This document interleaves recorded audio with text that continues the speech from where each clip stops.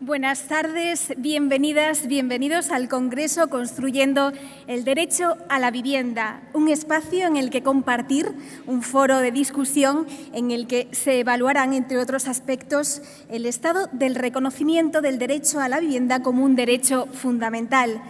Tenemos un hashtag en el que compartir todo lo que aquí vaya aconteciendo, que seguramente será mucho, es Construyendo Derecho Vivienda. Repito ese hashtag, Construyendo Derecho Vivienda. En este acto inaugural contamos con la presencia del presidente de la Junta de Extremadura, don Guillermo Fernández Vara, de la alcaldesa de Cáceres, doña Elena Nevado, del defensor del pueblo, don Francisco Fernández Marugán. También está la jefa de oficina de ONU Hábitat España, doña Carmen Sánchez Miranda, y del presidente del Consejo Superior del Colegio de Arquitectos de España, don Lluís Comerón. Quiero también darles la bienvenida a Extremadura, la región que acoge este encuentro, y, por supuesto, a Cáceres, la ciudad anfitriona. Espero que durante estos 2 días tengan tiempo de trabajar, pero también de conocer las muchas maravillas de esta tierra. Veamos a continuación una pequeña muestra de algunas de ellas.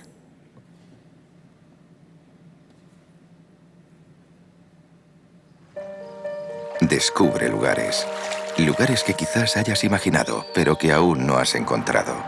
Aquellos que ni siquiera han sido pisados. Explóralos. Bueno, mejor vívelos. Imagina un lugar, otra cultura, otra época. Rincones cargados de historia pidiendo a gritos ser escuchados. Maravillas levantadas hace siglos y que vieron pasar generaciones, pero que ahora parecen abrirse solo para ti. Imagina escenas que solo con mirarlas dejan huella. ¿Conocías esos colores? ¿Y esos olores? Imagina la hierba mojada en tus pies. Sigue, sube más alto. Respira profundo. Vibra, salta, baila, vive. En lugares así no pierdes el tiempo, lo ganas. Exprime cada rincón caminando, pero también con los ojos y las manos. Solo así apreciarás los detalles. Imagina grandes sabores y explora sus pequeños matices. Descubre aromas capaces de emocionar.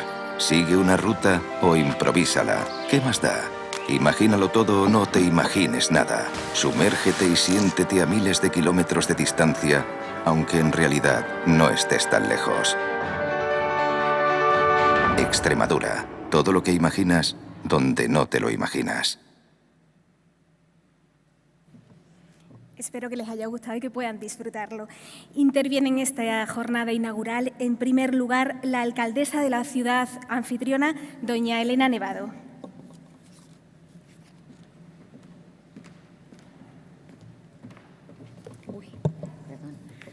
Presidente de la Junta de Extremadura, querido defensor del pueblo, don Francisco Fernández Marugán, bienvenido a la ciudad de Cáceres. Jefa de la Oficina de la ONU Hábitat de España, querida Carmen, bienvenida también a la ciudad de Cáceres. Presidente del Consejo Superior del Colegio de Arquitectos de España, querido Luis, de nuevo coincidimos en el día de hoy en nuestra ciudad. Demás autoridades que nos acompañan, querida presidenta del Parlamento extremeño, señoras y señores. En primer lugar, permítanme darle la bienvenida a esta ciudad, Patrimonio de la Humanidad de España, que acoge hoy este importante evento, un congreso internacional para debatir sobre el derecho a la vivienda. Hoy la ciudad ha vivido un intenso día vinculado precisamente con la vivienda y con los compromisos de presente y de futuro de las ciudades en el mundo, de las ciudades también europeas, que estamos inmersas en esa nueva agenda urbana donde la vivienda se convierte en uno de los ejes prioritarios de los objetivos de la Agenda 2030. El desarrollo sostenible pasa por hablar de la vivienda como ese derecho fundamental de todas las personas.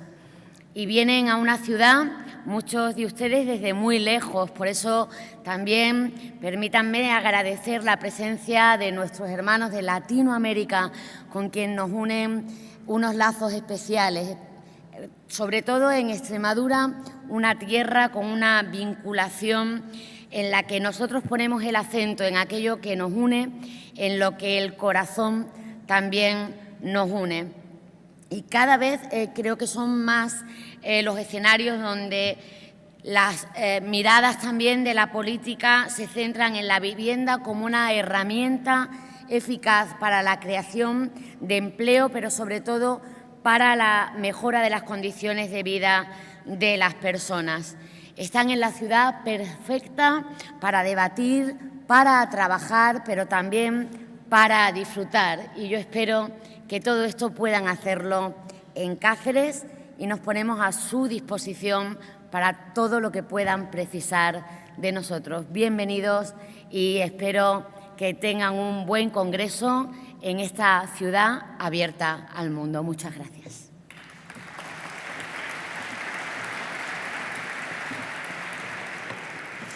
Gracias, alcaldesa. En representación de la Junta de Extremadura interviene su presidente, don Guillermo Fernández Vara.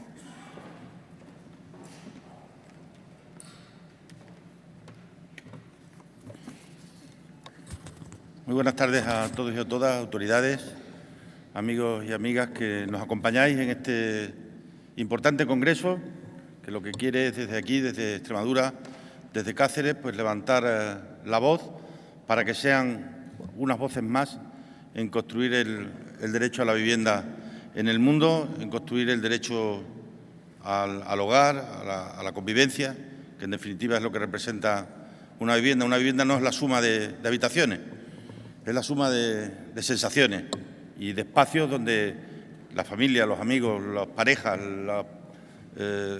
los seres humanos comparten y desarrollan el eje esencial de sus vidas.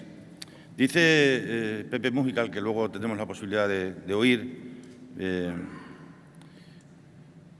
que es imprescindible obligar, porque si no se obliga nos acabamos olvidando. Es decir, hay que llevar el derecho a la vivienda de manera más eficaz a las constituciones, a las grandes leyes y, obviamente, para hacer eso hace falta grandes consensos. Hay que sembrar esos grandes consensos, hay que sembrar y regar para que esos grandes consensos puedan ser posibles algún día y podamos defender con todas sus letras el que el derecho a la vivienda tiene que entrar dentro de esos mínimos vitales que un ciudadano, por el mero hecho de serlo, por el mero hecho de vivir en una comunidad, debe de tener acceso a ella.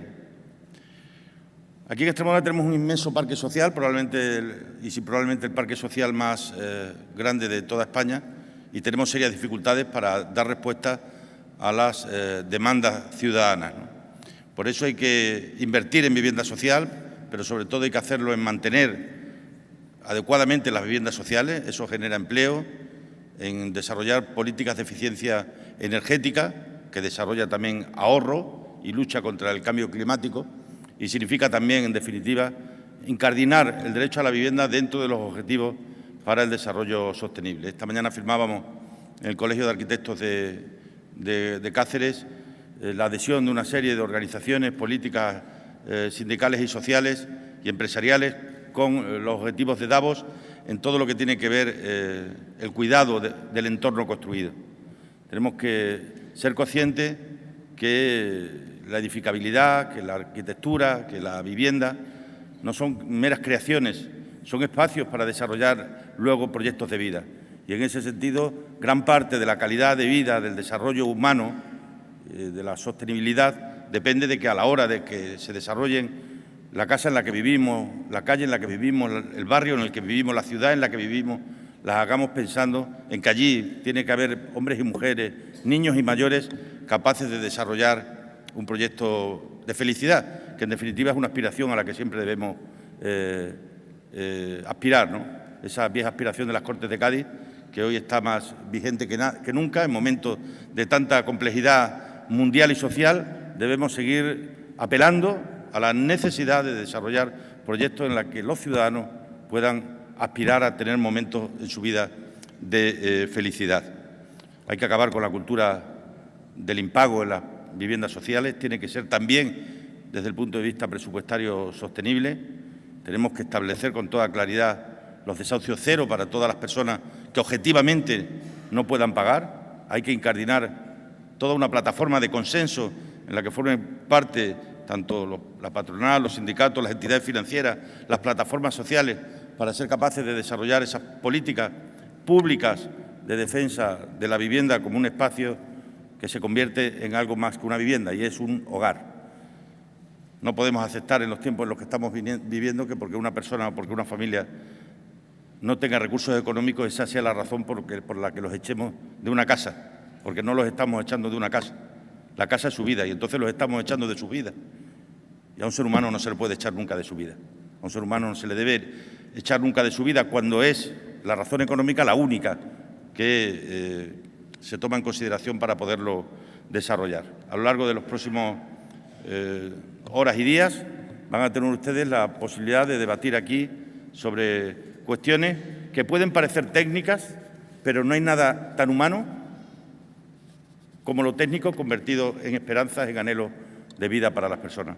Por eso, detrás de cada afirmación técnica hay un corazón que late, que necesita y que espera que alguien algún día sea capaz de, en torno a una idea compartida, poder lograr esos acuerdos, esos grandes acuerdos que algún día nos permitan decir algo tan impensable hace un tiempo como garantizar la vivienda a la ciudadanía. Hemos conseguido, algunas generaciones después, que esto sea posible.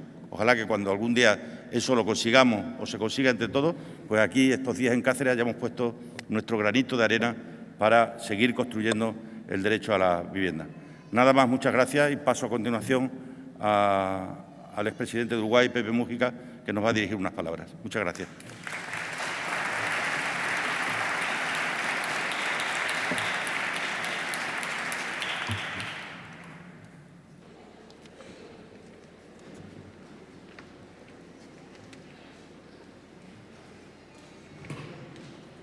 La vivienda, pero la necesidad de la vivienda va a seguir existiendo. Por lo tanto, hay un paréntesis. Los poderes comunales hacia el futuro creo que deben de luchar por tener un caudal de vivienda disponible y algunos métodos que algunas ciudades en algunos lugares se está aplicando para hacer frente a esos cambios que expresa la sociedad. Envejecer es no querer salir de casa. Hay un tiempo en que la gente precisa estabilidad para terminar el viaje. Esa es otra respuesta de la vivienda. Es decir, tenemos que adaptar el trazo material a lo fundamental, que es la peripecia humana, de la familia humana. Y no al revés, que la peripecia humana se tenga que adaptar a la vivienda que se nos antoja hacer y que construye el interés inmobiliario. Repensar que el urbanismo no debe pensar solo en el interés inmobiliario, sino que el urbanismo tiene que pensar en facilitar la felicidad humana, que la megalópoli es una monstruosidad, que la ciudad debe de tener una medida y que esa medida debe de tener en cuenta las características antropológicas que tiene el hombre. Porque las grandes megalópolis es el cultivo de la soledad en el medio de la multitud. No puede ser que gente que vive en un bloque de apartamentos ni se saluda cuando va en el ascensor, que se pierde intimidad. ¿Por qué? Porque los seres humanos podemos registrar 30, 40, 50 afectos, no mucho más. Ese número es casi tribal. Creo que la vivienda cumple una parte fundamental, sobre todo en los sectores más humildes, no solo en la construcción y en el sostén de la familia,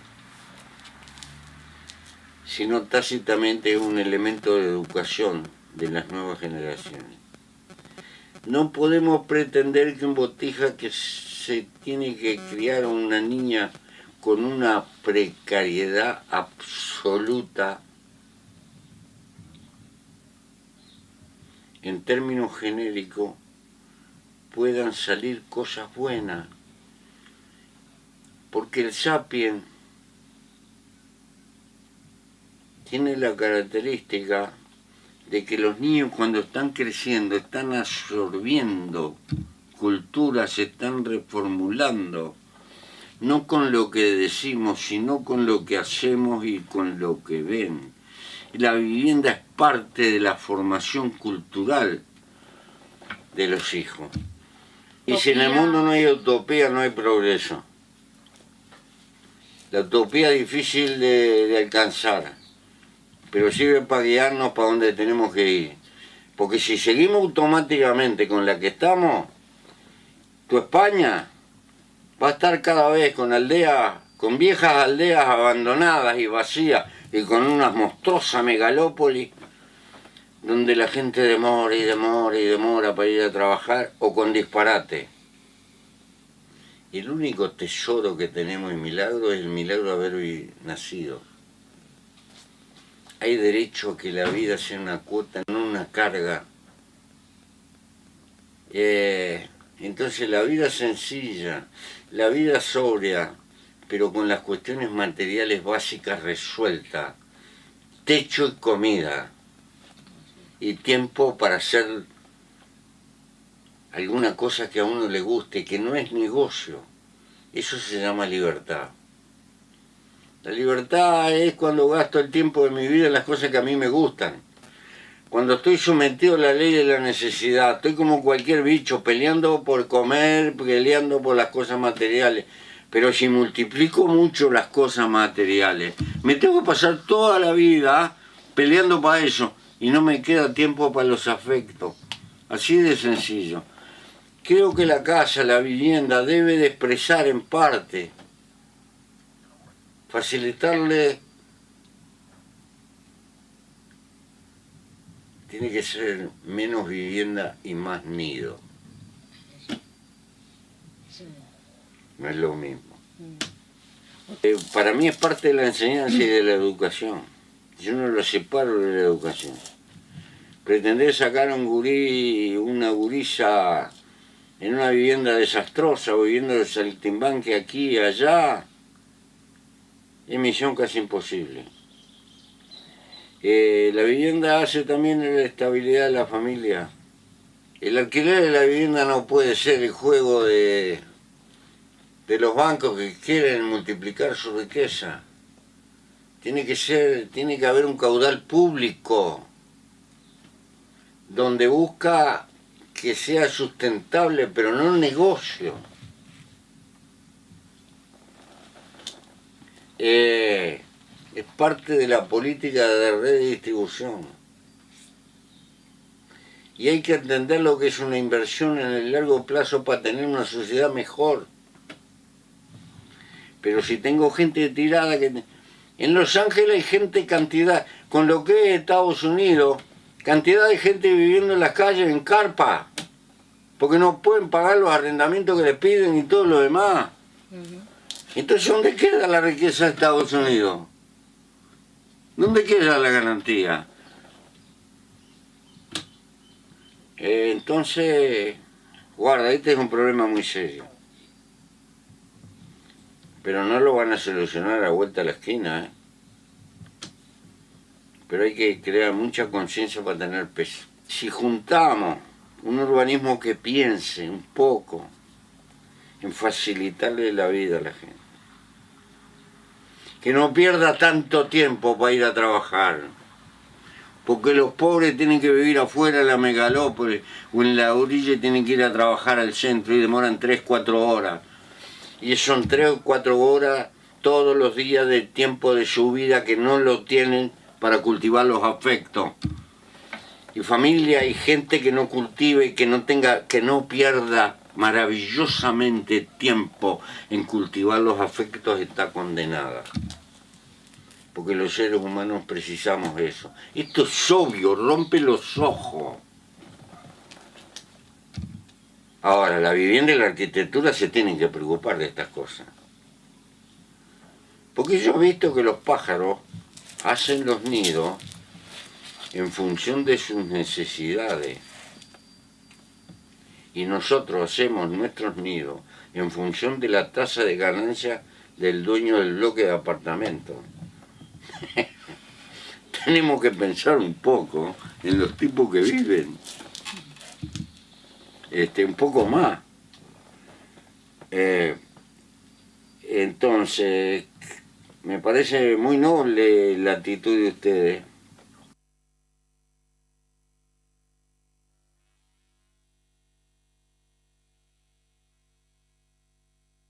¿Acá? Ahí, ahí.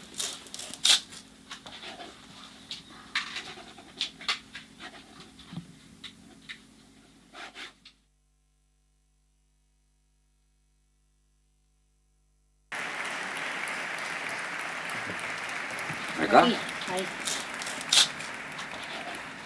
Unas palabras muy inspiradoras, las de José Mújica, alguien que es todo un referente internacional en justicia social.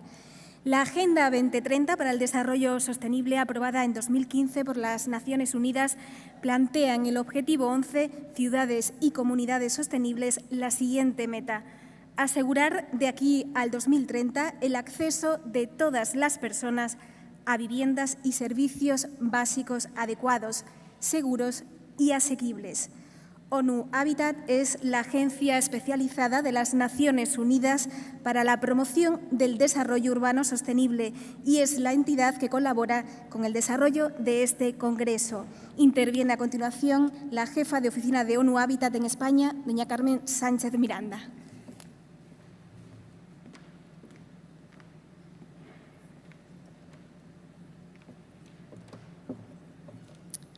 Muchísimas gracias, presidente de la Junta, alcaldesa de Cáceres, defensor del pueblo, Lluís, presidente del Consejo Superior de Colegios de Arquitectos.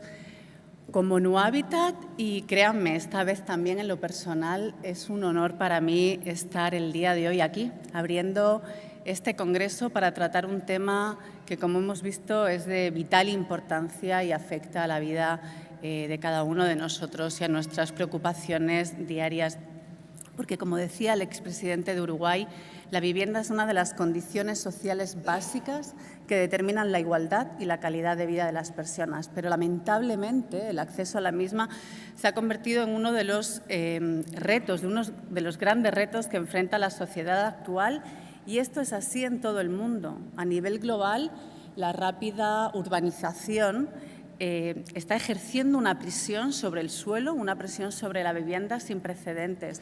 Tan solo un dato para ilustrarles la magnitud de esta preocupación. Para hacer frente a las necesidades de vivienda hasta el 2030, tendríamos que estar construyendo desde hoy hasta el 2030 más de 96.000 viviendas diarias en todo el mundo. En los países de menos ingresos, el suministro de vivienda es limitado por un montón de razones: sistemas de gobernanza inadecuados, deficiencia de recursos humanos, deficiencias institucionales, también fracasos del sector de la planificación urbana y de la construcción. Pero, como mencionaba el presidente de la Junta, también en los países con mayores ingresos como el nuestro hay desafíos críticos en torno a la vivienda. En el caso de España, lamentablemente, desde el 2018 y sobre todo por los efectos provocados por la crisis económica, el derecho a la vivienda ha adquirido un nuevo protagonismo. Estos efectos de la crisis económica y con otros aspectos, por supuesto, han hecho que la situación española se derive bastante compleja y, entre otras cosas, caracterizada por la dificultad, como he dicho, del acceso a la vivienda. Pero el acceso a una vivienda adecuada. Es decir, lo que proponemos desde Naciones Unidas es que la vivienda es, y ya lo mencionaba el presidente de la Junta, mucho más que 4 paredes y un techo. Nosotros defendemos un enfoque que va más allá del cobijo, que considera el derecho a la vivienda como un componente fundamental del derecho a vivir en paz, a vivir en seguridad y a vivir con dignidad. Así que factores como el lugar donde se ubica la vivienda, que también están diseñadas, que también están construidas, que también están equipadas o cómo se entrelazan con el tejido ambiental, social, cultural y económico, influencian en el vivir diario de las personas, en su salud y en su calidad de vida. Estos factores, además, afectan a todas las generaciones y son esenciales para el desarrollo sostenible. Por este motivo, las cuestiones relacionadas con la vivienda y, sobre todo, con el acceso a la vivienda están consagradas en numerosos instrumentos internacionales. La Declaración Universal de Derechos Humanos, en su artículo 25.1, el Pacto Internacional de Derechos Económicos, Sociales y Culturales, la Declaración de Estambul y la Agenda Hábitat del 96, acaban de mencionar, por supuesto, más recientemente, la Agenda 2030 por el Desarrollo Sostenible y los Objetivos de Desarrollo Sostenible, y también, un año después de la aprobación de esta agenda, la nueva Agenda Urbana, que también recoge numerosos puntos de relevancia sobre el derecho a la vivienda y su relación con el desarrollo urbano sostenible. La nueva Agenda Urbana recoge el enfoque que planteamos precisamente desde ONU Habitat y que propone situar a la vivienda en el centro de las agendas locales, regionales, integrándolo también en el marco de las estrategias nacionales de desarrollo. Veremos mañana más datos o más detalles sobre la Estrategia Mundial de Vivienda de ONU Habitat, pero permítanme mencionarles que precisamente uno de los avances es la reposición de la vivienda en el debate contemporáneo sobre ciudades inclusivas y economías sostenibles. Hay un problema. Los marcos internacionales nos indican o nos sugieren la solución.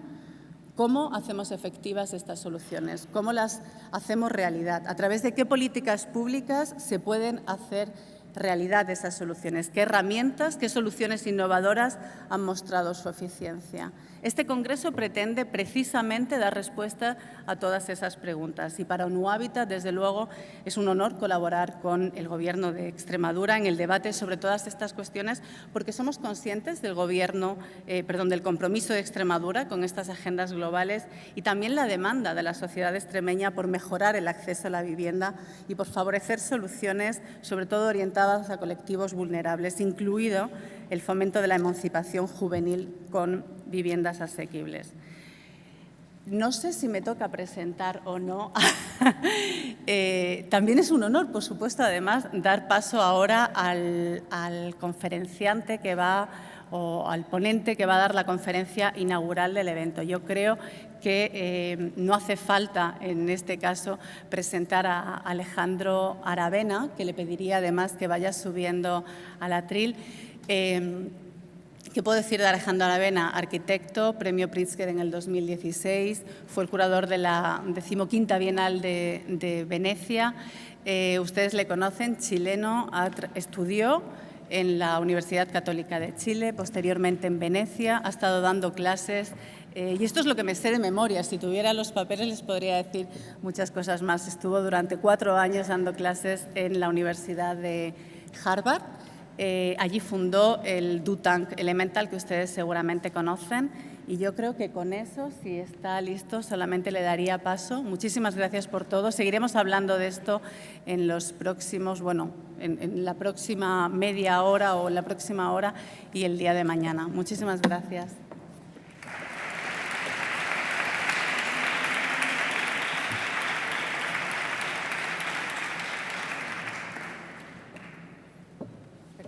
Eso lo tenía de memoria. Está bien, gracias.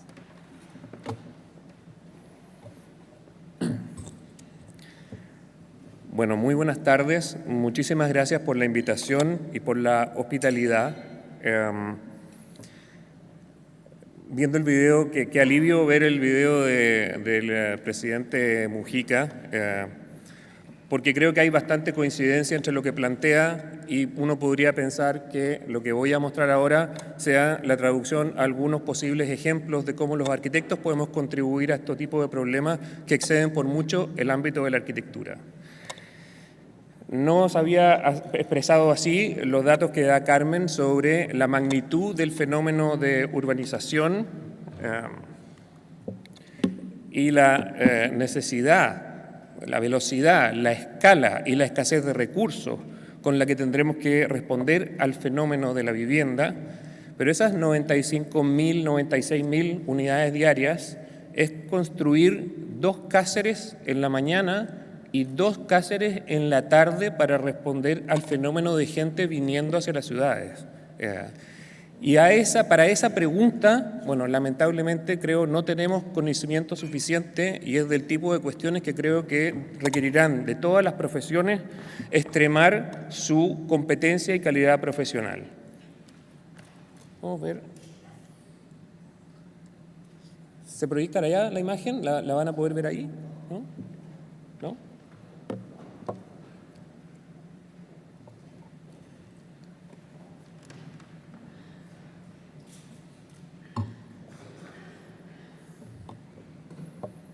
Estoy preocupado de la gente que está detrás de los pilares, que si no, no va a ver la presentación. Bueno, si se ve ahí. ¿Y es posible verla acá también, en la pantalla?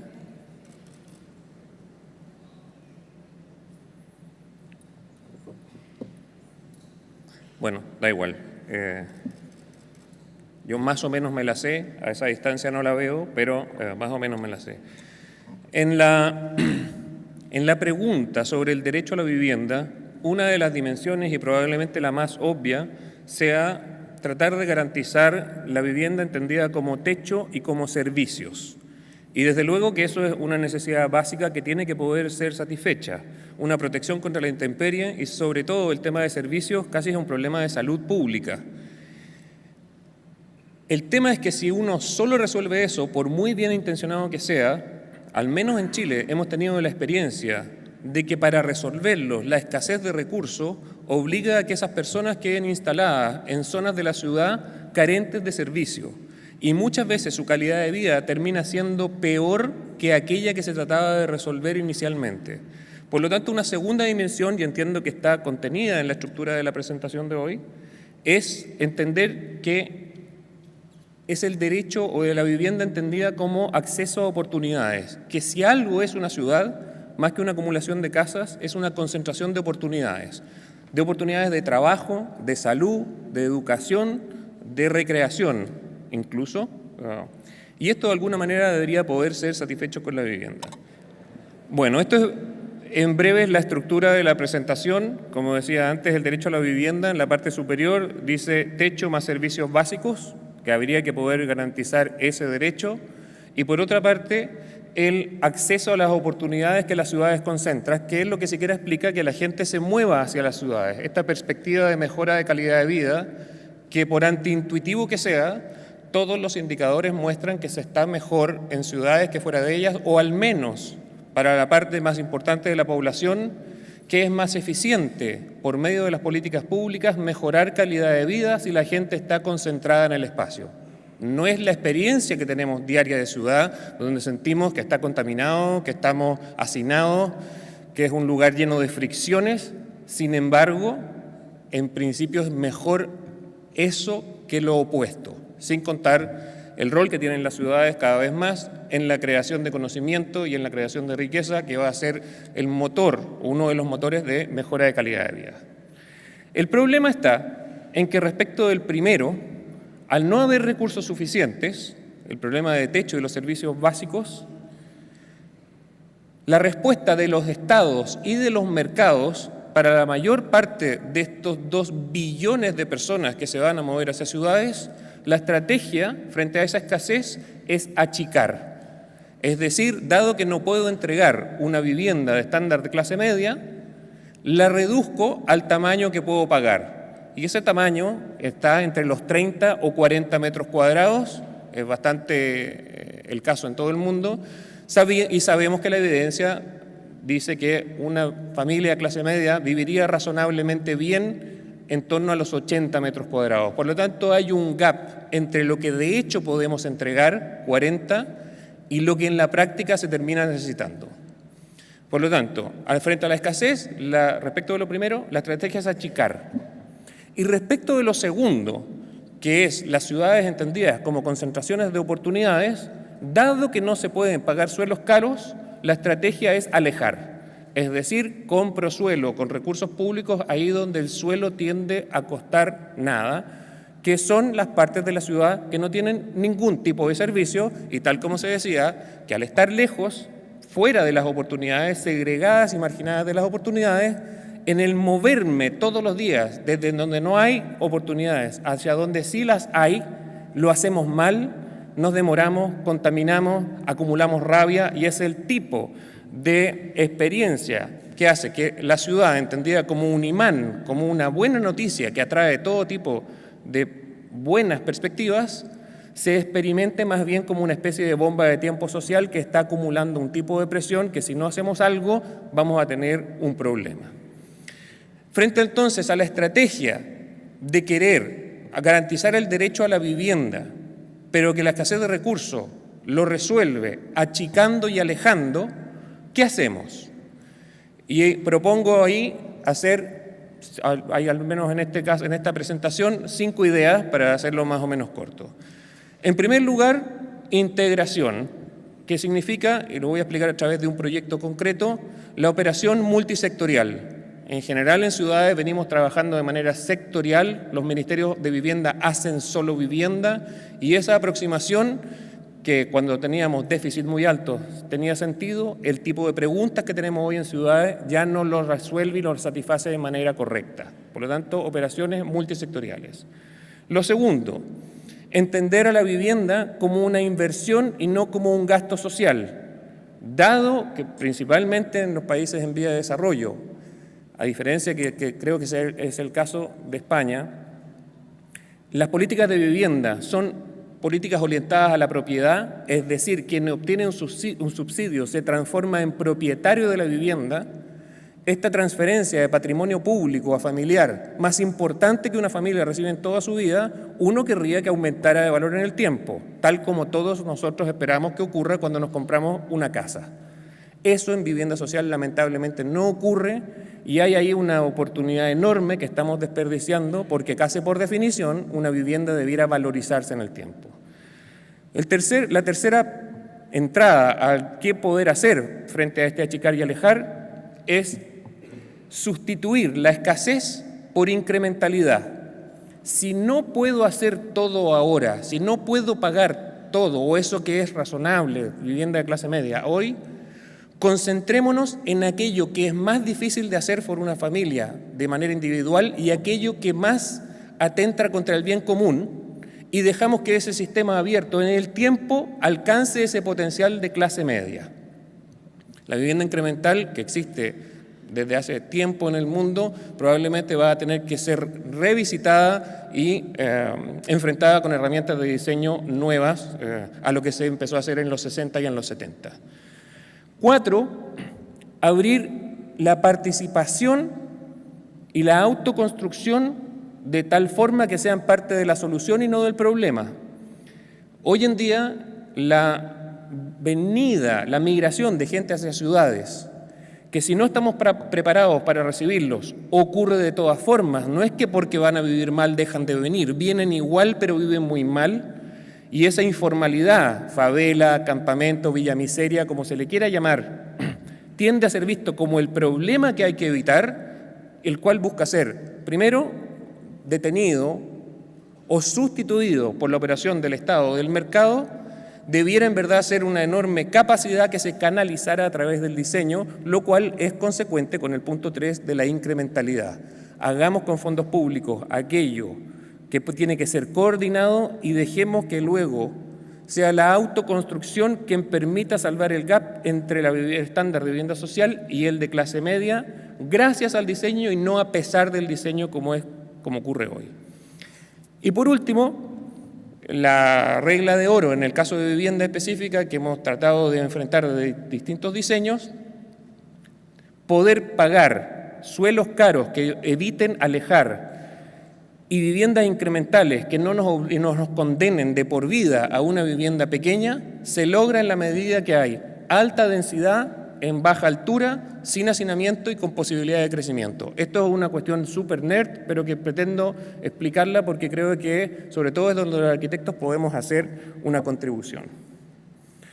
El primer proyecto que voy a mostrar, de hecho, no es de vivienda, es el edificio para un banco, para el Banco Interamericano de Desarrollo en Buenos Aires, pero se hace cargo del tema de entender las ciudades como concentración de oportunidades y tal como decía el presidente Mujica, enormes cantidades de gente queriendo acceder a esas oportunidades, pero que quedan marginadas de ellas porque no hay lugar en la ciudad cerca de donde esas oportunidades están concentradas. El caso que quiero contarles es las nuevas oficinas del Banco Interamericano de Desarrollo en Buenos Aires. Que si el banco hubiera seguido una aproximación... ¿Qué pasa ahora?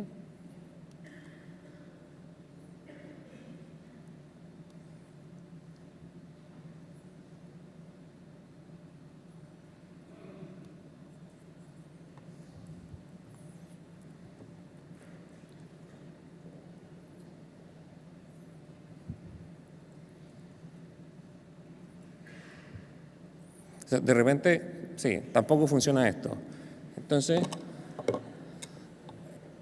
si de repente alguien se queda ahí al lado y yo digo la siguiente y pasa, yo creo que es suficientemente bueno. ¿Sí? Vuelve una atrás, por favor. Vuelve una atrás. Ahí, déjalo ahí. Si el banco hubiera querido hacerlo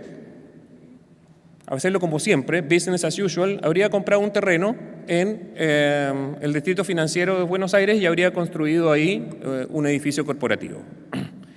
Pero tanto el banco como Ciudad de Buenos Aires dijeron, ¿y qué pasaría si nosotros hiciéramos nuestro edificio corporativo gatillando el mismo nivel de desarrollo que esperamos que ocurra con los proyectos que financiamos?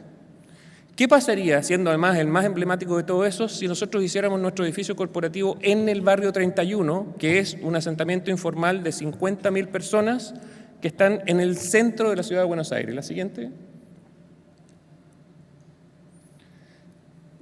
Da lo mismo que no conozcan Buenos Aires, pero estamos hablando en la parte de los edificios altos de Recoleta, el metro cuadrado más caro de Buenos Aires, y hacia acá, barrio 31, al otro lado de las líneas de tren, donde de esas 50.000 personas, el 50% son inmigrantes que han venido a Buenos Aires buscando esas oportunidades y que al mismo tiempo son la fuerza de trabajo de Buenos Aires. La siguiente.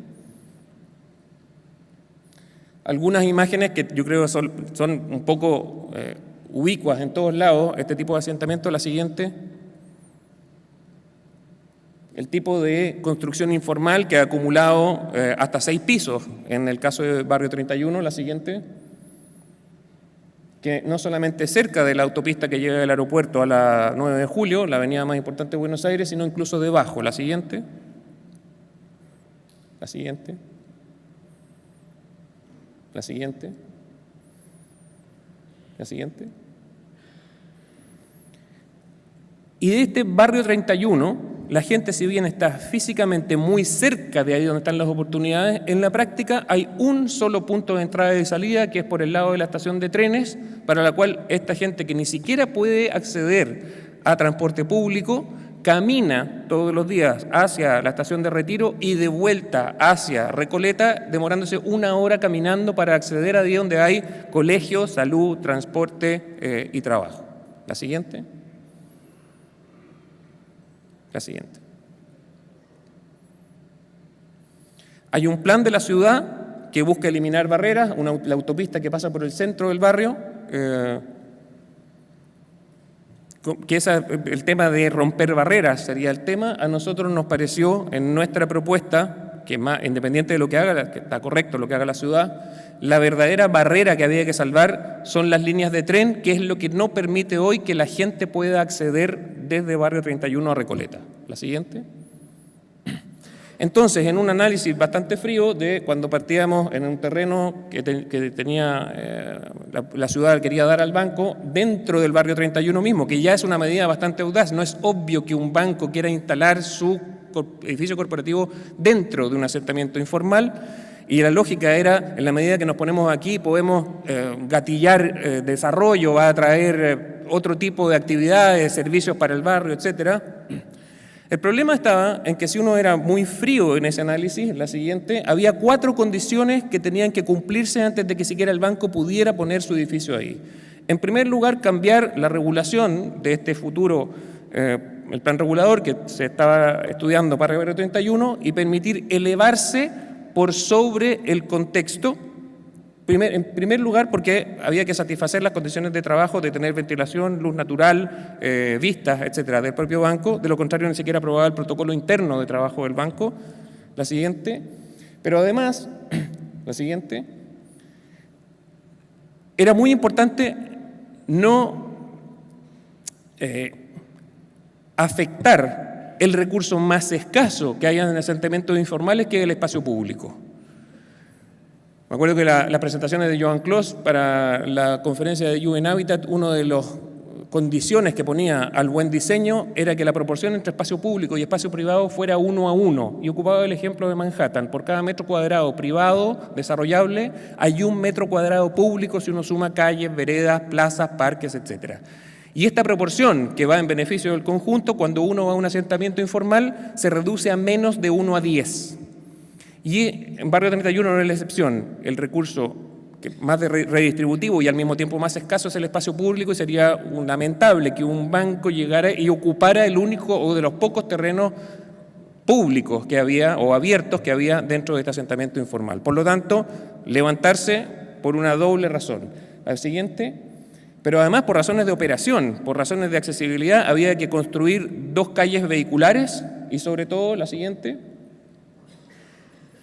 un puente peatonal que conectara al transporte público para los trabajadores del banco. De lo contrario, ni siquiera el banco iba a poder operar, y había un riesgo enorme que esto se transformara en un elefante blanco, y entonces todos los que no están tratando de hacer una cosa distinta al business as usual dijeran, bueno, falló, yo a mí también me habría gustado hacerlo así, pero ven cómo falla, entonces yo no lo hago. Entonces es muy importante que una operación de esa naturaleza no hubiera fallado, pero además la Ciudad de Buenos Aires no tenía ni una posibilidad, ni el dinero, ni la jurisprudencia para poder dar esas 4 condiciones al banco antes de que el banco siquiera pudiera construir.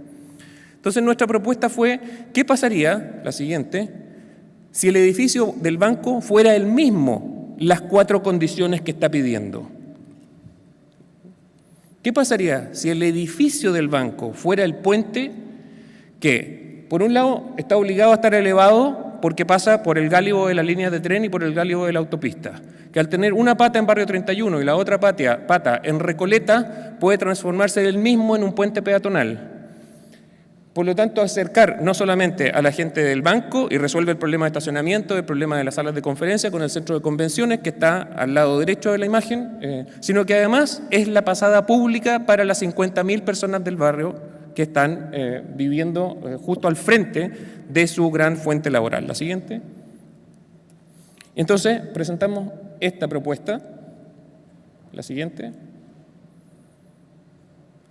Y si la situación actual, a 1 hora caminando, este era el acceso a oportunidades, centros de salud 3, educación 165 y etcétera, ven los números ahí, 300.000 empleos, dentro de la misma hora caminando, atravesando por este puente peatonal, la siguiente, todos esos indicadores se multiplicaban al menos por 4, dentro de las mismas condiciones de caminar actuales de esa masa de personas. La siguiente. La siguiente. Bueno, había que venderle al banco que iban a tener que trabajar en estas condiciones, que no era fácil, pero esto a nivel de peatón, a 18 metros, que era el gálibo de trenes más autopista. La siguiente. Esta era la vista y esto era un poco ya, al menos más conversable siquiera. La siguiente. Y esa uno podría suponer que iban a ser las situaciones de trabajo del banco. Pero el verdadero aporte de esto era que, aquí había un problema técnico, ¿no? Este es un edificio de 240 metros de largo, la luz central entre apoyos es 117 metros de largo, y en general en el mundo sabemos cómo hacer puentes que salven 117 metros de luz o 240 metros de largo. El tema es la vibración, porque si uno pasa en auto en un puente, probablemente no lo nota por el amortiguador del auto, pero trabajar en un puente tiene el problema de que está vibrando todo el rato y es muy incómodo hacerlo. Por lo tanto, para resolver el problema de la vibración, el puente necesitaba peso. En vez de quitarle peso a este puente, había que ponerle peso. Y el peso venía, la siguiente, de ponerle un parque en el techo, que era el recurso más escaso de la ciudad, y por lo tanto nosotros terminamos de completar un anillo de espacio público, que es la extensión de Parque Táis, probablemente el mejor estándar de espacio público de Buenos Aires, que entraba como un espolón hacia Barrio 31. La siguiente. La siguiente. La siguiente.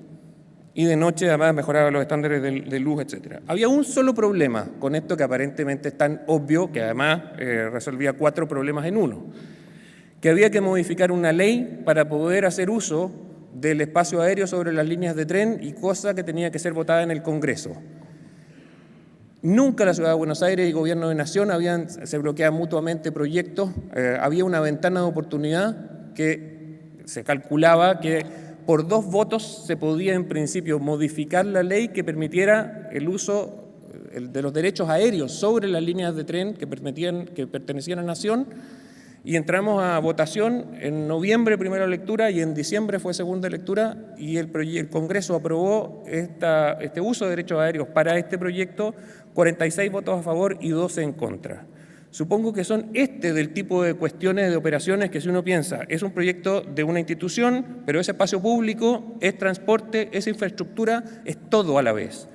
Y eventualmente serán eso, además, el tipo de acuerdos transversales políticos que requeriremos para resolver este tipo de desafíos que tenemos frente a nosotros. La siguiente. Ese era el único proyecto de no vivienda. De aquí en adelante voy a mostrar los proyectos de vivienda, y sobre todo que en el último tiempo hemos ido a registrar qué ha ocurrido con los proyectos de vivienda que hemos construido, dado que hemos adoptado el enfoque de incrementalidad y la mitad de los metros cuadrados no han sido construidos por nosotros. ¿Cómo ha sido esta evolución de los proyectos? Y es parte de lo que querría compartir con ustedes, y para los que no conocen, dar un mínimo de contexto respecto de las reglas del juego con la que aceptamos jugar al entrar a tratar de hacer algo con vivienda social. La siguiente.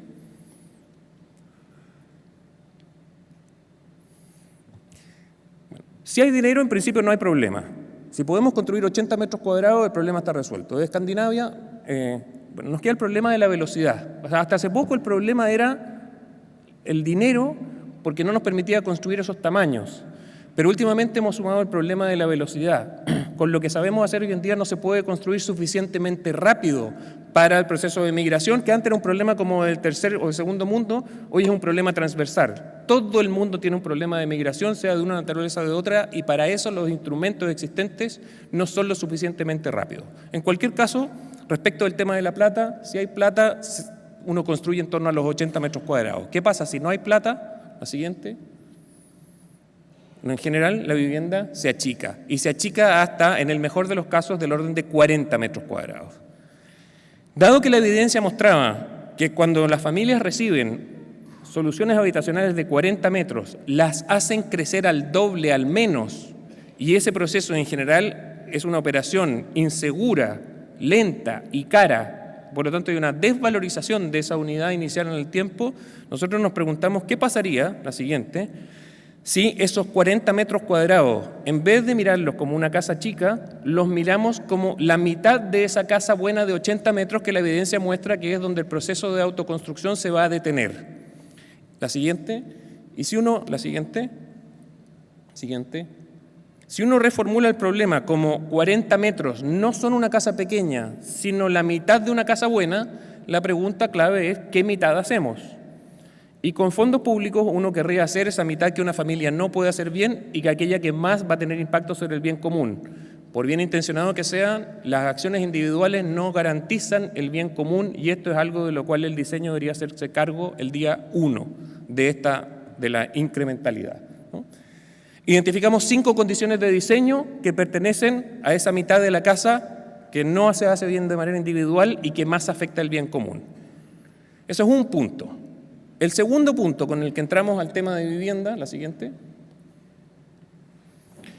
fue que la vivienda aumentara de valor en el tiempo y no depreciara su valor, porque vivienda social hoy se parece más a comprarse un auto que a hacer una casa. Esa transferencia de patrimonio público a patrimonio familiar pierde valor en el tiempo, y entonces identificamos 5 condiciones de diseño que debieran permitir que esa vivienda aumente de valor en el tiempo. Esos son los 2 puntos con los que entramos a trabajar. La siguiente. De esa manera la vivienda podía comportarse como una inversión y no solo como un gasto social. La siguiente. El primer proyecto con el que partimos trabajando en el norte de Chile tenía que resolver esta pregunta.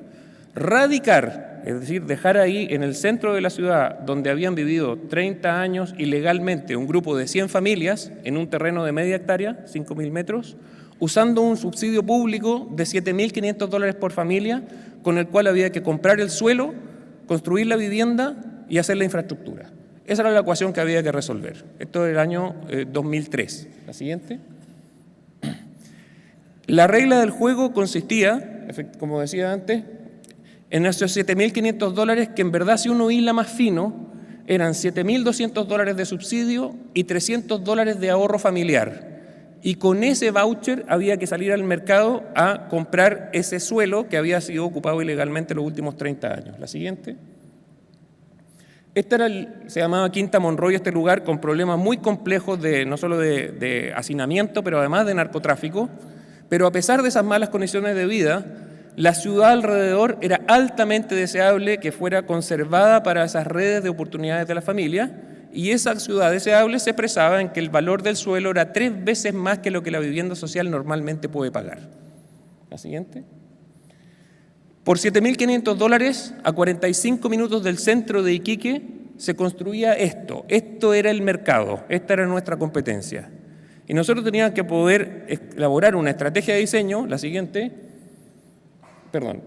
y eso en el tiempo, en ese lugar donde se acumulan pobres, ¿no?, en esas periferias sin servicios, que en el caso de Iquique se llama Alto Hospicio, se evoluciona así en el tiempo. O sea, probablemente el Estado chileno aquí dijo, voy a garantizar el acceso a la vivienda, pero lo garantizó en Alto Hospicio. Y en Alto Hospicio la condición, no solo de esa familia, sino que de esa sociedad, que es prácticamente imposible entrar hoy en día a Alto Hospicio, es del tipo de riesgo que podemos tener, aun cuando bien intencionadamente estemos tratando de resolver el problema de la vivienda. La siguiente.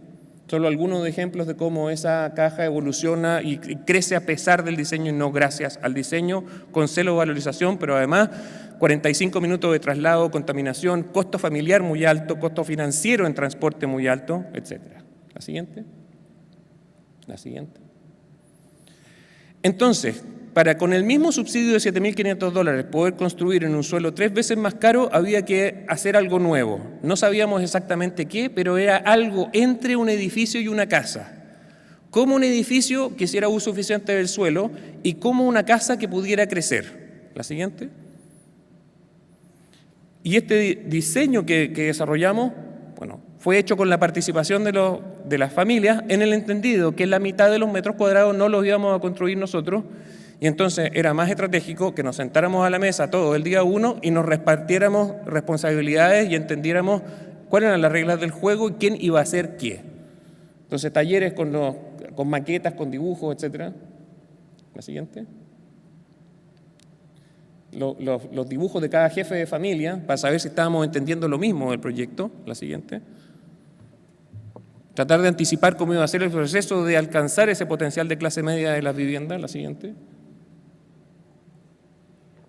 La siguiente. Y así como las familias imaginaban que el proyecto iba a ser. La siguiente. Y por $7.500 pudimos hacer esto, que si se fijan no es demasiado distinto de esa caja que estaba en la periferia, solo que está puesta de una determinada forma, una casa abajo, un departamento encima, que permitió alcanzar densidades suficientemente altas en baja altura. Decía el presidente Mujica, la gente ya ni se saluda en el ascensor. Bueno, en proyectos de vivienda social no debiera haber ascensor, porque no hay capacidad de pago para pagar, para en el tiempo sostener cuestiones comunes como ascensores, escaleras, corredores, de todos esos edificios que bien intencionadamente construimos con altas densidades, buscando buenas localizaciones, o se han demolido o son hoy en día los que sufren espiral de deterioro porque no hay capacidad de sostener los bienes comunes. Y entonces esto alcanzaba esas densidades del orden de 750 habitantes por hectárea, con una vivienda sobre otra, pudiendo 36 metros cuadrados iniciales, pudiendo cada una de ellas llegar a 72. La siguiente. Y como las familias no perdieron su empleo, que a veces no son empleos formales, sino que estaban en el centro de la ciudad, el proceso de crecimiento fue muy rápido. La siguiente. A un costo marginal, entre otras cosas, una de las condiciones de diseño es porque la estructura la hacemos para el estado final de la vivienda, no solo para los 40 iniciales, sino que para los 80 finales. La siguiente. La siguiente. Claro. Algo hay que dejar de hacer para poder pagar eso más difícil, reordenando las finanzas de otra manera. Y el proceso de participación, entre otras cosas, lo que permite es que sean las familias las que digan, bueno, ¿usted qué prefiere que yo no le entregue para poder entregar, por ejemplo, o comprar un suelo más caro, o entregar estructura para el estado final? No hay pavimento, no hay pintura, no hay terminaciones, porque eso es relativamente fácil de hacer para una familia. La siguiente. Pero además la probabilidad que nosotros hubiéramos sabido cuál era la preferencia de esa familia habría sido cercana a 0. La siguiente. No se ven los colores ahí, pero eso es un fucsia rabioso. El dúplex de arriba, lo mismo. La siguiente. Que crece luego y duplica su tamaño muy rápidamente a una fracción del costo. Estamos hablando del orden de $1.000 en promedio los segundos 36 metros cuadrados comparado con los $7.500 de los primeros 36 metros cuadrados. La siguiente. La siguiente. La siguiente. La siguiente. La siguiente. Bueno, y hace un par de años, algunas de estas familias han vendido su propiedad. Cuando ganamos el premio Pritzker, una de las dirigentes, Praxedes Campos, vino a Santiago, tenía que estar en Santiago y nos pasó a felicitar, muy orgullosa, pero medio avergonzada dijo, un par de familias vendieron sus casas. ¿Y a cuánto? A $70.000. Por lo tanto, las familias pasaron de $300 de ahorro, más el subsidio de la familia, a $70.000 de patrimonio familiar.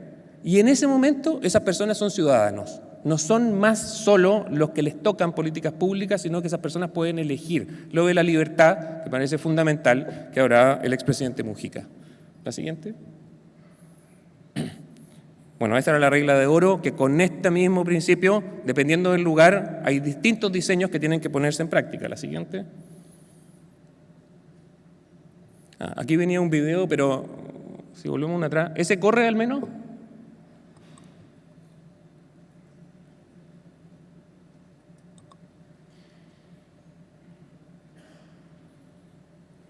Que es un video corto hecho por la BBC. Y claro, pone un poco en contexto lo que se hablaba antes, ¿no? De esta migración hacia las ciudades buscando oportunidades a una velocidad, una escala y una escasez de recursos que no hemos visto nunca antes en la historia de la humanidad. Y para la cual, así como lo venimos haciendo, no es suficiente. Algo distinto va a haber que hacer. Y nuestra aproximación ha sido el de la incrementalidad, y hay algunos ejemplos aquí. Fue particularmente importante en la reconstrucción de terremoto en Chile en el 2010, tsunami y terremoto, donde se sumaba la escasez de recursos, la escasez de tiempo para poder responder con viviendas dignas.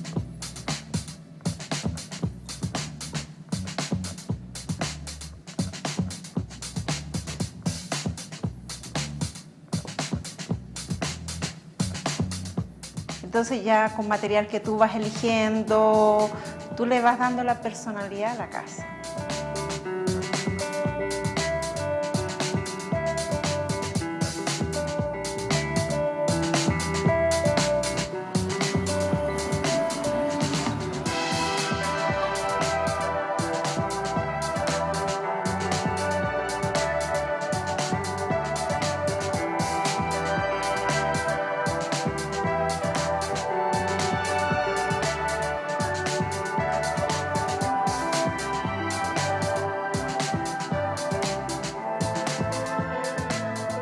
We will have to build a 1 million people city per week with $10,000 per family to accommodate people coming to cities. If we don't solve this equation, it is not that people will stop coming to cities. They will come anyhow, but they will live in awful conditions.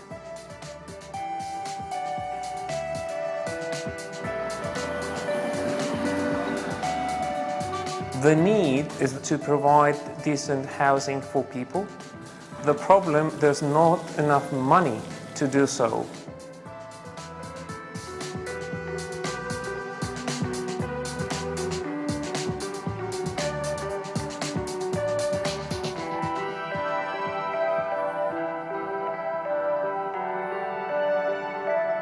if you can't do everything right now because you don't have the money, allow over time that families themselves complete what you cannot pay on day one with public funding.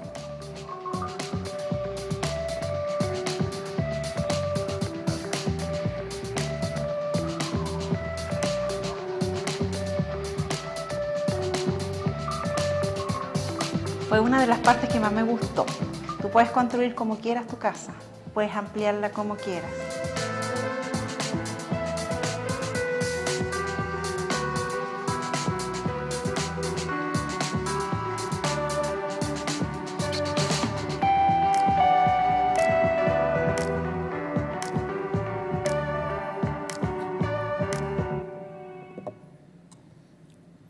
La siguiente. ¿Cuánto tiempo me queda para no darle la lata? ¿Cuánto tiempo todavía tengo? ¿Cuánto? ¿5 minutos? Bien. Entonces vamos a pasar rápido por... A esto me refiero con cuando hay que reducir el problema a su núcleo más básico, estamos hablando de servicios y estructura para el Estado final. Una atrás. A la izquierda, lo que el mercado entregaba, a la derecha, la reorganización de esa misma cantidad de material y cantidad de recursos, que luego, sigue la siguiente, ¿está bien?, permite que en los vacíos intersticiales haya este proceso de crecimiento con cargo a las propias familias que no tienen que hacer operaciones técnicas complejas. La siguiente. Esto estaba en una ciudad en el norte de Iquique, directamente a 10 cuadras del centro, en vez de estar a un par de kilómetros, como era el caso de los asentamientos informales. La siguiente. La siguiente. En el centro de Santiago, la siguiente.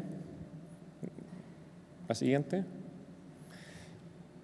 Claro, unidades, lo que decía José Mujica, es muy importante. La experiencia nos ha demostrado que entre lo público y lo privado, que es como son nuestras periferias en general, o hay calles públicas o hay lotes privados, entre los dos introducir lo colectivo. Y eso colectivo, que es una estructura de condominio de no más de 30 familias. Por sobre eso, ya los acuerdos sociales no se pueden mantener, entre otras cosas porque ya uno no sabe quién es quién dentro de ese conjunto. Y esta medida casi antropológica, tribal, le decía Mujica, es totalmente real en la práctica, en el desarrollo positivo, y si no se respeta en el negativo de estos conjuntos de vivienda. La siguiente. La siguiente.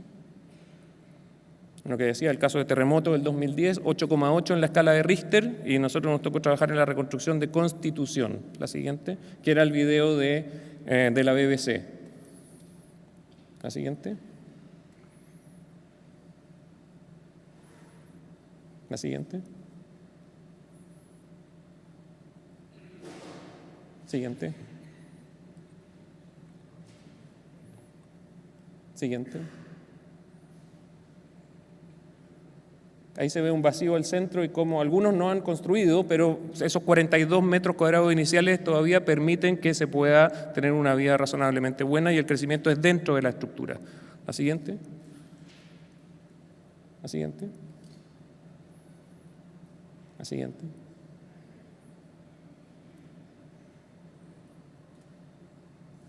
Siguiente. Aquí se ve más claramente la estructura de unidades de no más de 30 familias en torno a las cuales se puede cerrar un espacio y cuidar de manera más efectiva. La siguiente. Cuestiones que nosotros no sospechábamos que podían haber sido una consecuencia de la incrementalidad, que en principio es una cuestión puramente práctica para acometer la escasez. En el no poder construir todo estaba la solución a la crítica histórica de la vivienda social, que en busca de economías de escala repite, serializa y produce entornos monótonos. Cuando no se hace toda la casa, y en ese caso al arquitecto lo llaman para tratar de ponerle un poco de diversidad a esa monotonía base. Richard Rogers decía, esto es como ponerle rush a un gorila, que el trabajo del arquitecto entendido como diseñar, ponerle un poquito de techitos, colorcitos y no sé qué. Bueno, hay un uso estratégico de la forma que en la medida que está bien aplicado permite reordenar los recursos de otra manera, pero abrió esta posibilidad de corregir la crítica histórica a la vivienda social. En la segunda parte de las viviendas tendía a pasar una diversidad y acomodarse una diversidad que difícilmente uno puede diseñar caso a caso de manera centralizada. Pero todavía más, en la inauguración de uno de los conjuntos de vivienda más recientes en el sur de Chile, en una de las casas en el vidrio había pegado este dibujo de un niño que decía que esta segunda parte de la casa la va a hacer mi papá. Puede ser el papá o la mamá, las 9 de cada 10 dirigentes con los que hablamos son mujeres, no hombres, pero en este caso había un sentido de orgullo en que son cosas que uno las da por descontar, pero son muy brutales. La gente dice, yo nunca he preferido en mi vida lo que yo traigo como ropa, lo que yo como, me lo dan. Si mi casa también me lo hubieran dado, no hay ni una posibilidad de que mi hijo tenga algún nivel de orgullo de mí, y en la medida que viene incompleta, esos niños podían decir, bueno, son mis padres quienes van a poder pasar de esto que recibimos a lo que realmente necesitamos. Y eso abre en algún dirigente alguna vez nos decía, lo comentábamos ayer en la noche, nos pedía, muchas gracias, qué bueno que estén pensando en la efectividad de las políticas públicas, pero a nosotros también nos gustaría que hablaran de la afectividad en las políticas públicas. Inadvertidamente, y casi sin habernoslo propuesto, en este sistema abierto aparece la posibilidad para este tipo de operaciones tremendamente relevantes en el sentido de convivencia que finalmente debemos garantizar en nuestras ciudades. ¿La siguiente? ¿La siguiente? No, y aquí se pone ya demasiado técnico. Solo pasa algunas imágenes, pasemos rápido. Siguiente. Porque lo último que estamos, sigue pasando nomás, yo te digo, sigue. Aquí. Lo que estamos tratando de hacer ahora, lo último que estamos tratando de hacer en la oficina Chile pasó de $7.500 por unidad a $20.000 por unidad. O sea, hay algo también de que no estamos llegando suficientemente abajo a aquellos más pobres o a los que más lo necesitan y no a la velocidad. Los campamentos informales, el asentamiento informal en Chile es muy marginal. Había 25.000 familias el año 2010. Hoy día tenemos 46.000. Respecto a los 4 millones de familias que hay en Chile, es muy poco, sin embargo, crece una tasa que uno debería ponerle atención.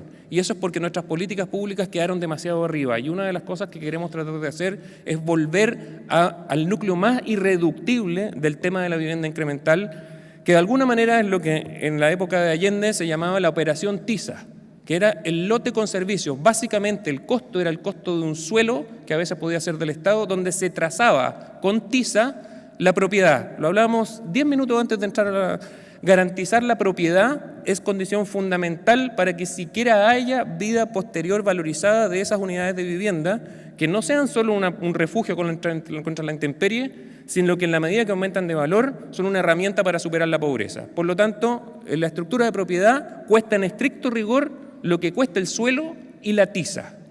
Si eso uno lo definió con claridad, la segunda parte, la siguiente, es traer las cañerías, la urbanización, agua potable, alcantarillado y meterlas dentro de la clase en los núcleos de servicio, ¿no? Eso ya era, las casetas sanitarias se llamaban en los 70 en Chile. Solo que en los 70, y mucha gente ha dicho, bueno, pero esto que ustedes hacen no es otra cosa que la caseta sanitaria, solo que en 2 pisos y al frente del lote. Y exactamente esa es toda la diferencia que tiene que hacer el diseño, de estar en el centro del lote, perdida, pareada por las espaldas, donde el crecimiento hacia el vecino siempre está esperando que el otro construya primero, porque me está haciendo una pared de mi casa. En la medida que están puestas siempre en el borde del lote, yo estoy construyendo el día 1 la estructura para el estado final, poniendo el incentivo en el que se mueve primero, no en el que se mueve segundo, que es el caso cuando la vivienda incremental no ha tenido esta pequeña contribución del diseño. Si esta es la etapa 2, que nuestro cálculo es que debiera costar del orden, una atrás, pues solo para tener una referencia.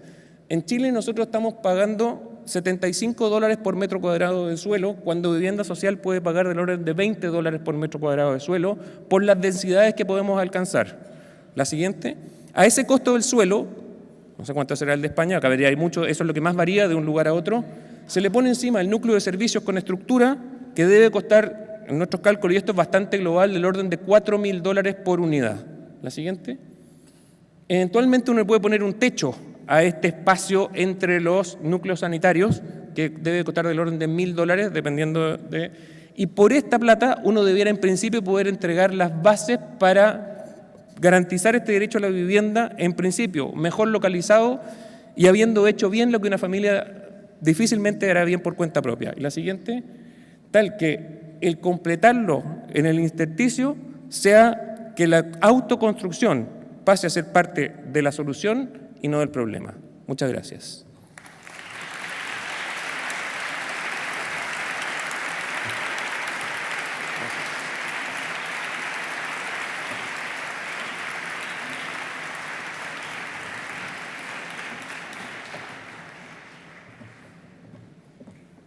Muchas gracias, Alejandro Aravena, por esta conferencia y nuestras disculpas porque no haya podido ser como en un principio se quería, como estaba planeado, por los problemas técnicos, y también gracias a ustedes por la paciencia que han tenido.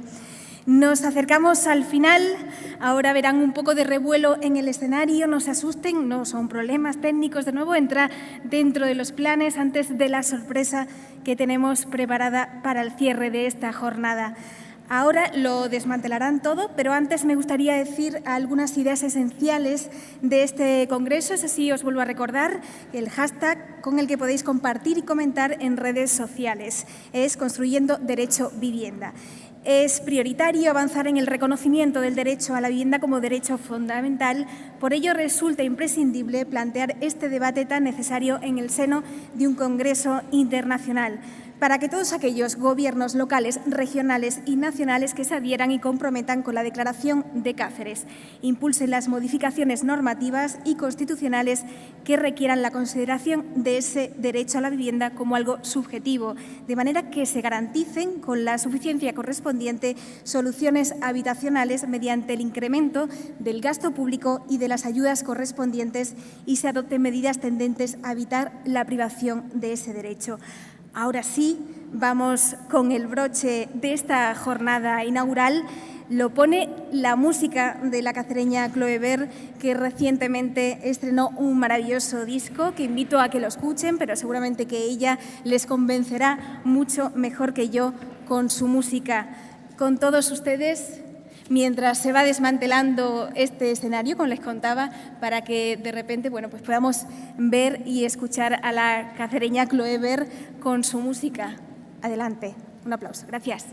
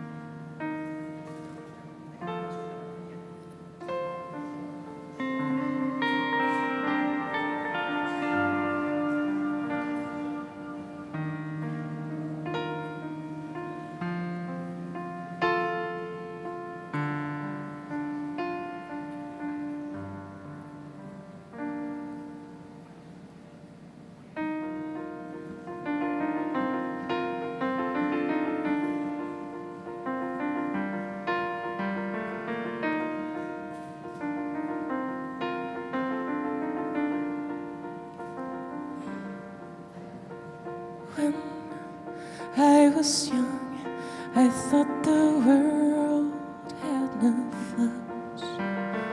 Then I grew up and realized I was wrong.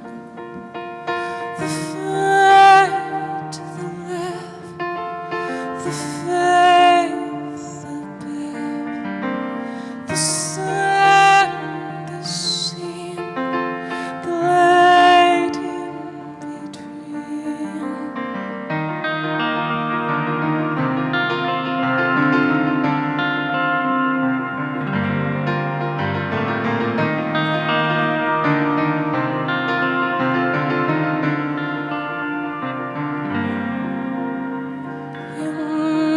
Winter has come, finally the flowers will grow. I've seen the best and the worst. Life is about choosing both. The fire, the sea, the beauty within, the crack, the fear, the light in between.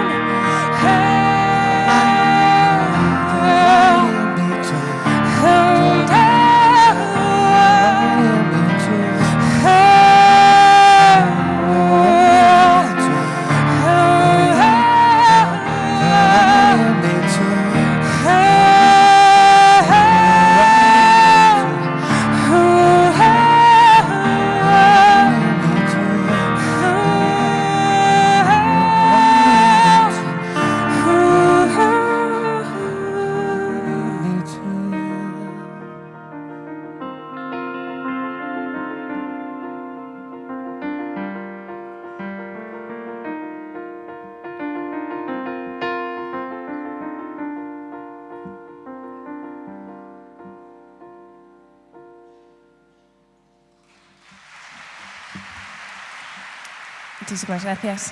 Buenas noches.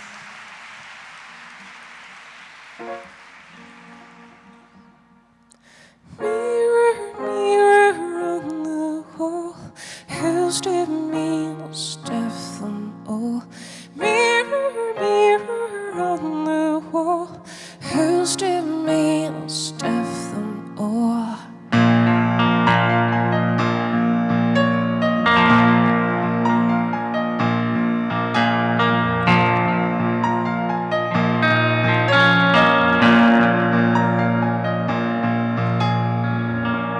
Tell me, have we come this far? This is not who we are. We forgot what we left behind. Who'll finally win this war now?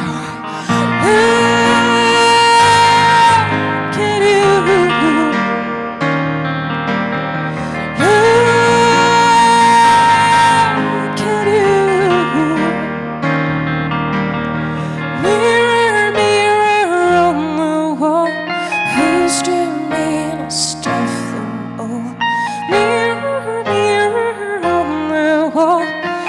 used to me most of them all.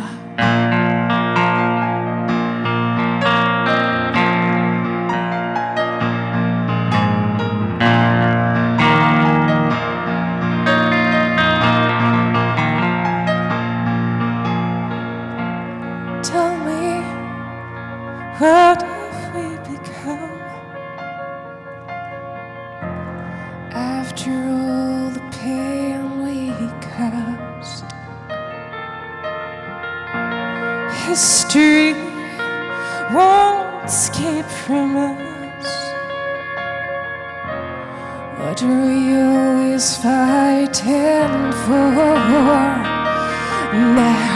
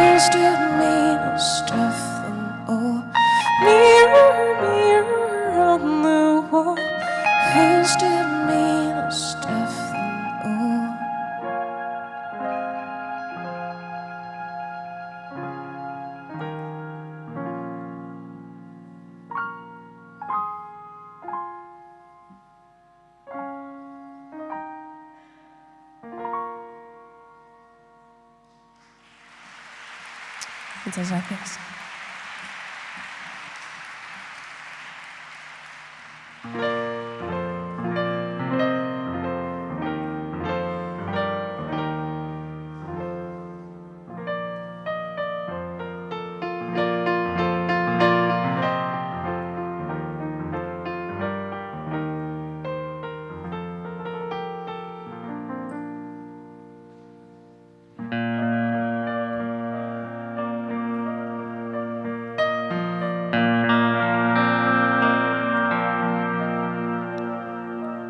Julia, you gotta go away from your past. Get through the shame of his arms and his lies. Our hands will bleed until we raise up our hearts and find we're not lonely, we've become just one. Julia, don't let the others say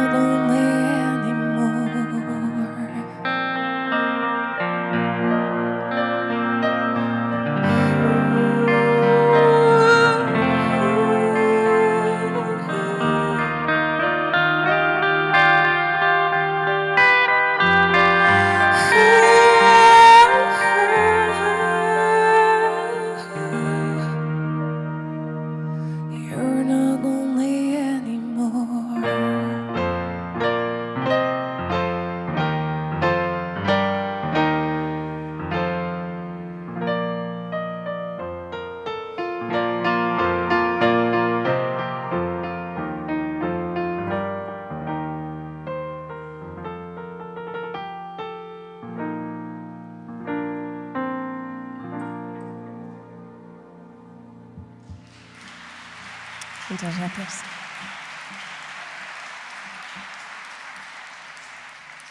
La siguiente canción cuenta la historia de una madre atravesando el desierto con su bebé, con su niño en brazos, para llevarle a un lugar mejor, a un sitio más seguro, a la tierra prometida.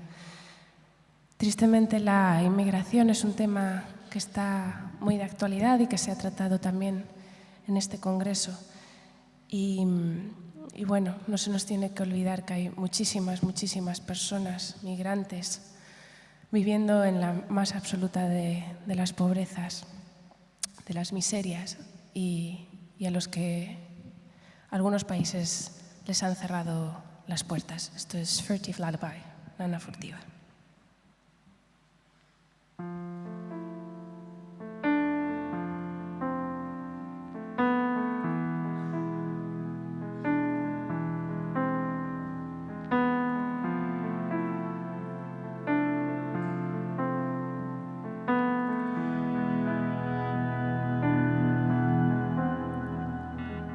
The night shares her secret, and I hold you tight. Oh, can you smell the ocean?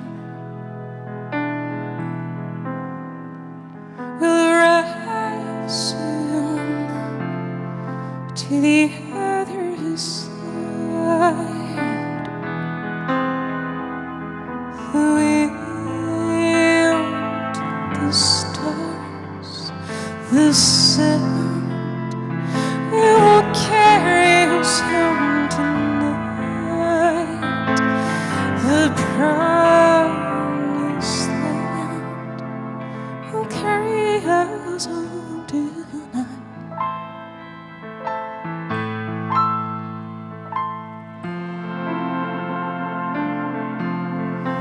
Ooh, da da da. Da da da.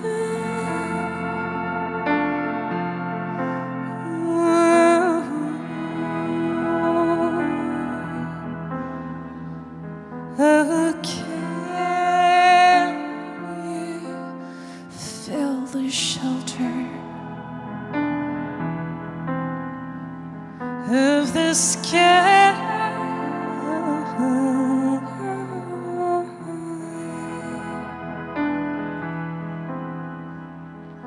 Don't cry, my little baby, don't cry. Don't cry, because the wind, the stars, the sun will carry us home tonight. The promised land will carry us home tonight. Da-da-da-da.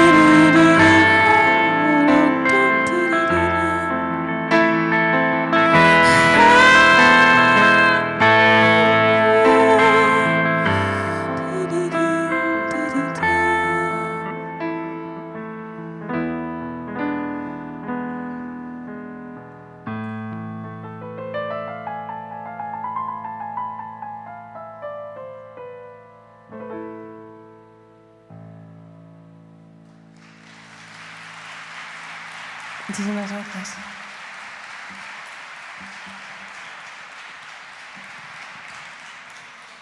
Ahora ha llegado el momento que todos estabais esperando. No el cóctel, sino una canción en español.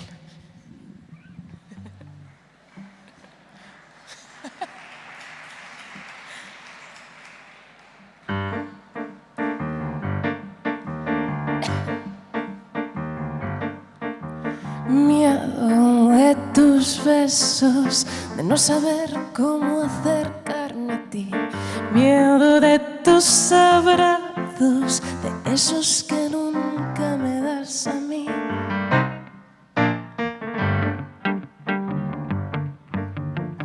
Miedo del reflejo, odiar la imagen, querer salir.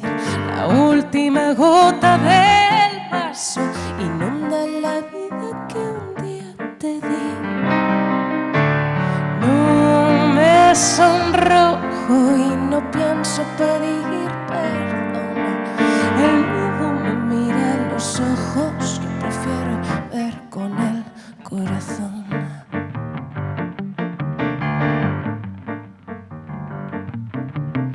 Miedo del recuerdo, el vino amargo del que bebí. Tropecé 1000 veces, mi peor error fue tu mejor desliz. No me sonrojo y no pienso pedir perdón. El miedo me mira a los ojos, yo prefiero ver con el corazón.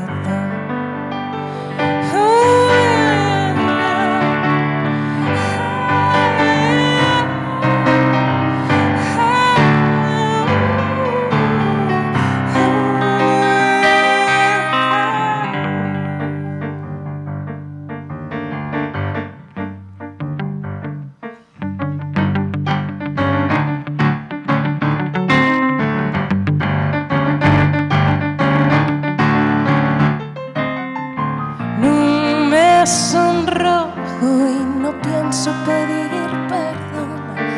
El miedo me mira a los ojos, yo prefiero ver con el corazón. No me sonrojo y no pienso pedir perdón. El miedo me mira a los ojos, yo prefiero ver con el corazón. Yo prefiero ver con el corazón. Yo prefiero ver con el corazón. Yo prefiero ver con el corazón. Yo prefiero ver con el, con el, con el, con el, con el, con el. Yo prefiero ver con el corazón. Y yo prefiero ver con el corazón. Yo prefiero ver con el, con el, con el, con el, con el, con el. Yo prefiero ver con él,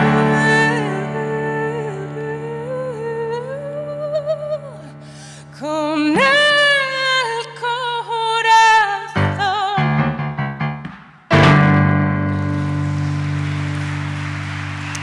Muchísimas gracias.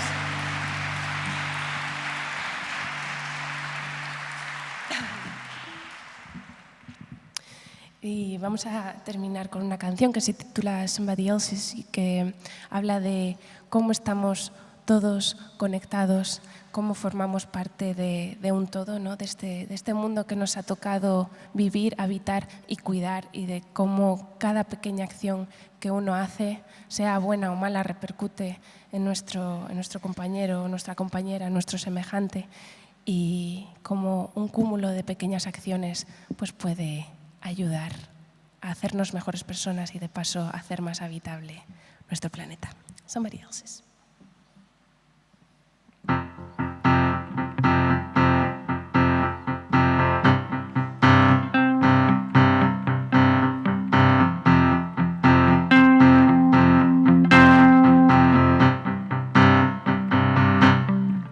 I am somebody else's heart. Pumping somebody else's blood. I am somebody else's else's life, watching through somebody else's eyes. Hold my hands. So I'd take this chance and try to love each other in advance. Indeed, we lose the innocence of love in advance. We are somebody else's seed, becoming somebody else's dream. We are somebody else's voice, leading somebody else's choice.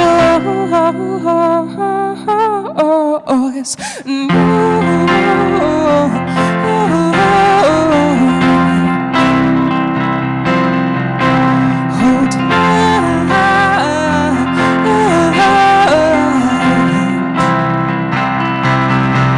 So I'll take this chance and try to love each other in advance. Indeed, we lose the innocence of love in advance. I am somebody else's heart. I am somebody else's blood. We are somebody else's life. We are somebody else's eyes. So I'll take this chance and try to love each other in advance. Indeed, we lose the innocence of love in advance. I am somebody else's heart.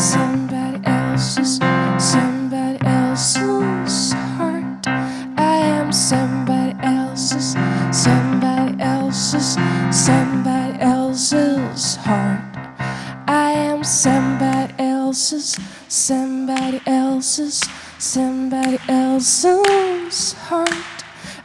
somebody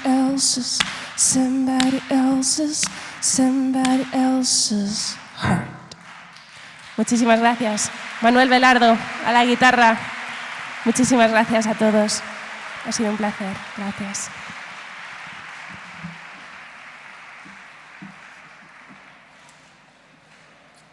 Gracias, Chloé. Gracias a todas y a todos por su presencia. Ahora es el momento de relajarse, de descansar. Les invito a pasar al cóctel que está preparado en la parte de arriba de este sitio tan maravilloso. Mañana continuamos con el trabajo en este primer Congreso Internacional de la Vivienda bajo el lema Construyendo el Derecho a la Vivienda. Muchas gracias y que disfruten. Gracias.